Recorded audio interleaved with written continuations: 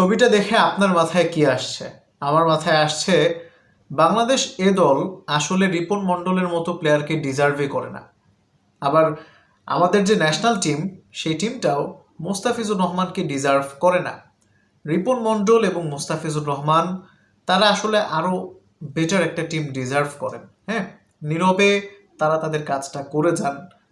হ্যাঁ, কিন্তু তাদের দলের নিম্ন বুদ্ধি সম্পন্ন ব্যাটিং লাইন আপের কারণে অধিকাংশ সময়ে তাদের এই কষ্টের ফলটা আসলে তারা যেভাবে পেতে চান সেভাবে পান না।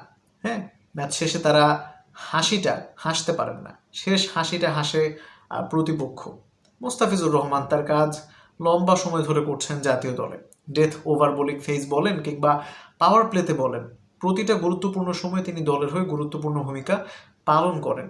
দেশের তো বটেই, আন্তর্জাতিক টি-20-তে সবচাইতে বেশি ডট বল করা প্লেয়ারটার নাম মোস্তাফিজ। সবচাইতে বেশি উইকেট পাওয়া 5 জন বোলারের মধ্যে একজন আমাদের ফিজ।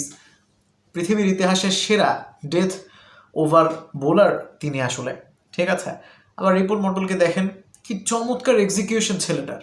হ্যাঁ, প্রপার এক্সিকিউশন ম্যান। মানে এত চমৎকারভাবে ইয়র্কার করতে পারে বাংলাদেশের কোনো বোলার, এটা আসলে আমি বিশ্বাসই করতে পারছিলাম না। তিনি যখন 19তম ওভারটা করছিলেন আজকের ম্যাচে, তিনি 6টা বলে ইয়র্কার করার ট্রাই করেছেন এবং অ্যান্ড হি ডিড। তিনি, আমি ভুল না করে থাকলে 5টা প্রপার এক্সিকিউশন করেছেন। সুপার ওভারে প্রথম 2টা বল ইয়র্কার করেছেন, খুব ভালো মতোই করেছেন। তৃতীয় বলটা ফুল টস হয়ে গেছে।